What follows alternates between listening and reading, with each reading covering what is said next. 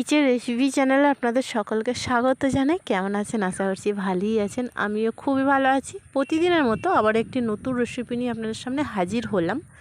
রেসিপিটি হলো মাটন মশালা। আপনারা সকলেই হয়তো খেয়েছেন রেস্টুরেন্টে, বিয়েবাড়িতে। ঠিক আছে, তো আজকে বাড়িতে বানিয়ে আপনাদের দেখাবো মাটন মশালা কীভাবে বানাতে হয়। খেতে দারুণ টেস্টি এবং স্পাইসি হয়। ভাত, রুটি, পরোটা, ফ্রায়েড রাইস সবের সাথে কিন্তু খাওয়া যায়। তো চলুন বেশি কথা না বলে ঝটপট একটু দেখে নিই মাটন মশলা বানাতে কী কী উপকরণ লাগছে।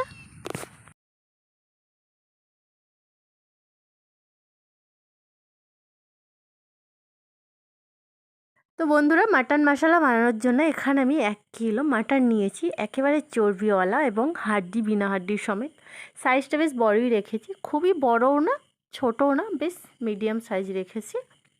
তো চলুন আর কি কী লাগছে একটু দেখে নিই। 1 কিলো মাটনের জন্য আমি এখানে 7টি পেঁয়াজ নিয়েছি, 1/4 করে রেখেছি। এর সাথে দেখুন 1 টুকরো আদা নিয়েছি, 10 থেকে 12টি রসুনের কোয়া। একসঙ্গে রাখার মানেই হচ্ছে এটা একটা অল্প জল দিয়ে একটি স্মুথলি পেস্ট বানিয়ে নেব। আর কিছু লাগছে এখানে 2টা টমেটো মাঝারি সাইজের এবং 10 থেকে 12টি কাঁচা লঙ্কা, এটাও কিন্তু পেস্ট বানিয়ে নেব।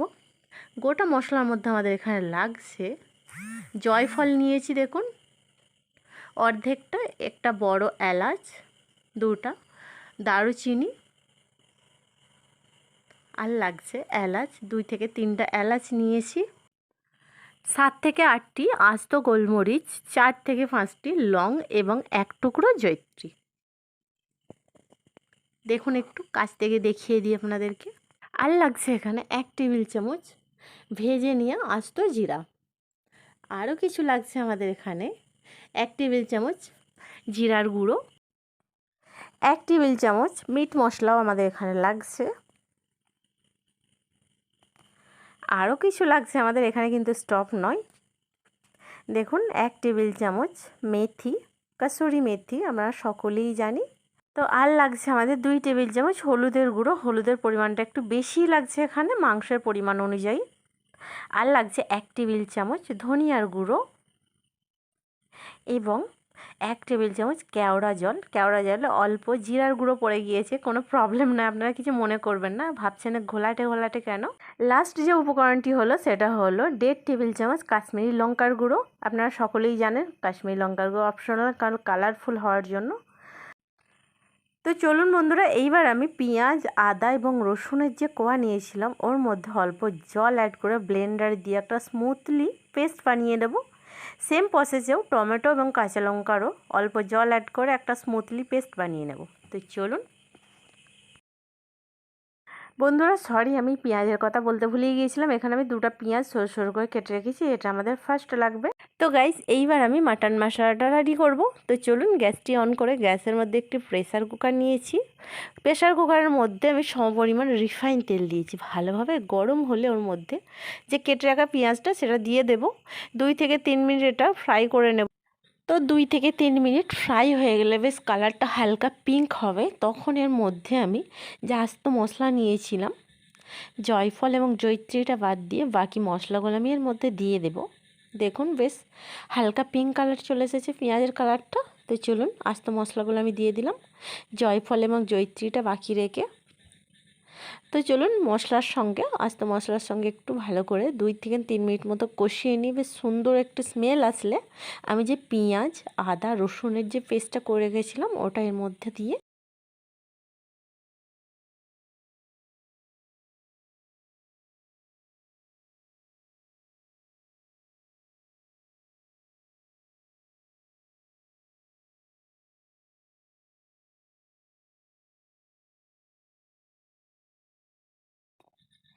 পেঁয়াজ, আদা, রসুনের কাঁচা স্মেল যতক্ষণ না যাচ্ছে আমরা ততক্ষণ কিন্তু কষিয়ে নেব। এই স্টেজে গ্যাসের ফ্লেম কিন্তু মিডিয়াম রাখবেন এবং হাতাটা সমানভাবে চালিয়ে যাবেন, নাহলে কিন্তু নিচে ধরে যাওয়ার সম্ভাবনা থাকে। আপনারা কিভাবে বুঝবেন যে কাঁচা স্মেল চলে গিয়েছে এবং আমাদের কষানো হয়ে গেছে? একটা ছোট টিপস দিই, দেখবেন পেঁয়াজ, আদা, রসুনের কালারটা বেশ ব্রাউন হয়ে এসেছে এবং খুব সুন্দর স্মেল এসেছে, তখনই বুঝতে পারবেন যে আমাদের কষানো হয়ে গেছে। এইবার আমি এই স্টেজে এখানে আমি যে টমেটো এবং লঙ্কার পেস্টটা করে রেখেছিলাম সেটাও দিয়ে দেব এবং 6 থেকে 7 মিনিট ওটাও কিন্তু একসঙ্গে সমস্ত উপকরণের সঙ্গে আমি কষিয়ে নেব।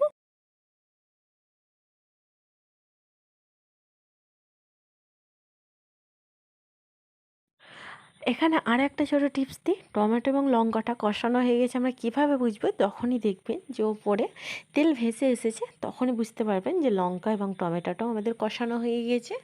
এইবার এই স্টেজে আমি মাংসটা দেবো এবং মাংসটা ভালোভাবে কষাতে হবে আমাদের। মনে রাখবেন এটা কিন্তু মাটন কিন্তু খুব ভালোভাবেই কষাতে হয় আমাদের। তো মাটনটা তো লাল লাল, তো যতক্ষণ না মাটনের কালারটা বেশ সাদা সাদা হয়ে আসছে ততক্ষণ পর্যন্ত আমাদের কষাতে হবে। মাটন কিন্তু যত পরিমাণ কষানো হবে ততই কিন্তু দ্বিগুণ পরিমাণের টেস্টটাও বেড়ে যায়। তো চলুন ভালোভাবে আমরা এটাকে কষিয়ে নিই মাংসটা যতক্ষণ না সাদা সাদা হয়ে আসছে। আমাদের প্রায় ম্যাক্সিমাম 15 থেকে 20 মিনিট সময় নেবে।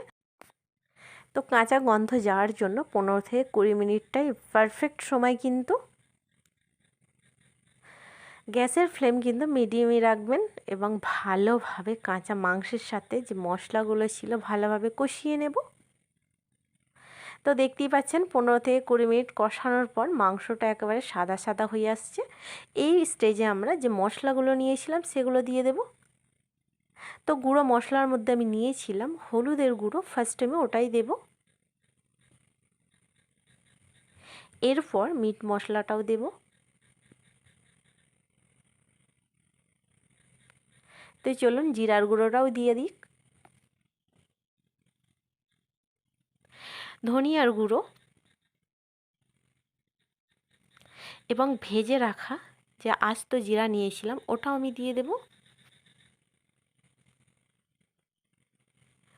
আরও কিছু বাকি আছে, যে কাশ্মীরি লঙ্কা গুঁড়ো নিয়েছিলাম ওটা দিলাম।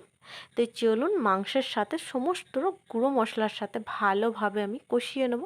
বন্ধুরা এই স্টেজে হাফ কাপ মতো জল অ্যাড করবেন যাতে মাংসের সাথে সমস্ত মশলা অ্যাবজর্ব হয়ে যায়। আমি কিন্তু জলটা দেখাতে ভুলে গিয়েছিলাম। তো আমি মশলাটা দেওয়ার পর 15 থেকে 20 মিনিট মাংসের সাথে কষিয়ে নিয়েছি এবং কষানোর পর খুব দারুণ একটা স্মেল আসছে। বুঝতেই পারবেন, আপনারাও বানাবেন, স্টেপ বাই স্টেপ কিন্তু ফলো করবেন আমাকে, খুবই ইজি। গাইস এখানে আরও একটা ছোট টিপস দিই আপনাদেরকে। একবার হাতাটা স্টপ রাখবেন, দেখবেন নিচের পজিশানটা বেশ মশলাগুলো একটু ধরে ধরে যাচ্ছে, তখনই হাতাটা আবার হালকাভাবে একটু ঘুরিয়ে নেবেন, দেখবেন আবার কিন্তু মশলার সাথে মাংসটা অ্যাবজর্ব হয়ে যাচ্ছে। রেস্টুরেন্ট হোটেলে কিন্তু এরকমই করে, যখনই হালকা হালকা মশলাটা নিচের দিকটা ধরে ধরে যায় ওই যে টেস্টটা আসে, বিশ্বাস করুন, আই ক্যান বিলিভ, মানে এতটাই টেস্টফুল হয় যে আপনারা বিশ্বাস করতে পারবেন না আপনারা যতক্ষণ না আপনারা বানাবেন। নিচের পজিশনটা যখনই মশলা একটু ধরে ধরে যাবে তখনই হাতাটা এইভাবে চালিয়ে নেবেন, আবার দেখবেন একসঙ্গে মিশে যাবে। তো আমি কিন্তু এখন লবণটা আমি দিলাম, আমি কিন্তু আগে দিইনি, আপনারা হয়তো খেয়াল করেছেন। তো চলুন লবণটা দেওয়ার পর ভালোভাবে সমস্ত মশলার সাথে মাংসের সাথে মিশিয়ে নেব। লবণটা দেওয়ার পর কিন্তু অল্প জল কিন্তু ছেড়ে দেবে লবণ দেওয়ার সঙ্গে সঙ্গে।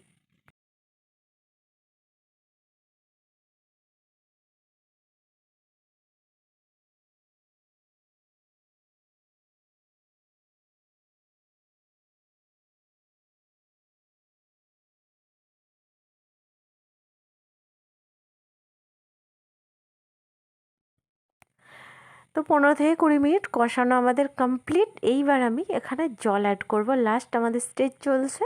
তো এখানে আমি 2 গ্লাস জল অ্যাড করব। 2 গ্লাসের বেশি জল অ্যাড করার কোনো প্রয়োজন নাই। 1 কেজি মাংসের পরিমাণে 2 গ্লাস জল একদম পারফেক্ট। তো চলুন হাতার মাধ্যমে সমস্ত যে এক্সট্রা মশলাগুলো কুকারের সাইডে সাইডে আছে সেগুলোই ভালোভাবে এইভাবে হাতের মাধ্যমে। এইবার কুকারের ঢাকনাটা এঁটে 4টে সিটি দেওয়ার পর আমি ফিরে আসছি। আবারও কিছু আমাদের স্টেপ বাকি আছে, তো আমি দেখাচ্ছি। বন্ধুরা 4টে সিটির পর আমি ফিরে এলাম, দেখতেই পাচ্ছেন ওয়াও কালারটা, বুঝতেই পাচ্ছেন পারফেক্ট একদম মাটন মশলা আমাদের রেডি। লাস্ট কিছু উপকরণ আমাদের বাকি আছে। মাটন মশলার মেন মশলা হচ্ছে, একেবারে সিক্রেট মশলা হচ্ছে কাসুরি মেথি, মানে কোনো কথাই হবে না, মানে এই কাসুরি মেথিটা আপনাদের দিতেই হবে। হাতের তালুটা রেখে একটু মলচে নিয়ে দেবেন এবং জয়িত্রীটা আমি দিয়ে দিলাম।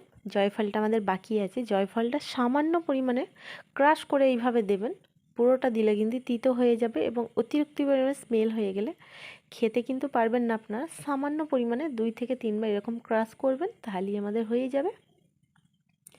লাস্ট আমাদের আরেকটা উপকরণ বাকি আছে, সেটা হলো কেওড়া জল।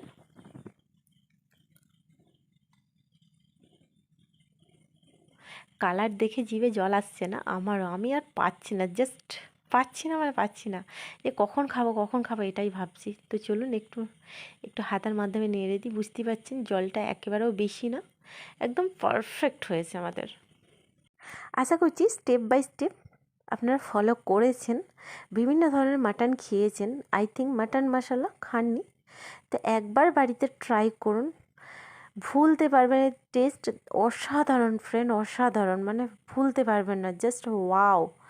আমাদের রেসিপিটি কেমন লাগলো অবশ্যই কমেন্ট বক্সে জানাবেন। ভালো লাগলে একটি লাইক করবেন, শেয়ার করবেন। এই ধরনের নতুন নতুন রেসিপি পেতে আমাদের চ্যানেলটি সাবস্ক্রাইব করবেন, পাশে থাকা বেল আইকনটি প্রেস করবেন। ভালো থাকবেন, সুস্থ থাকবেন। নেক্সট নতুন রেসিপি নিয়ে আবারও দেখা হচ্ছে।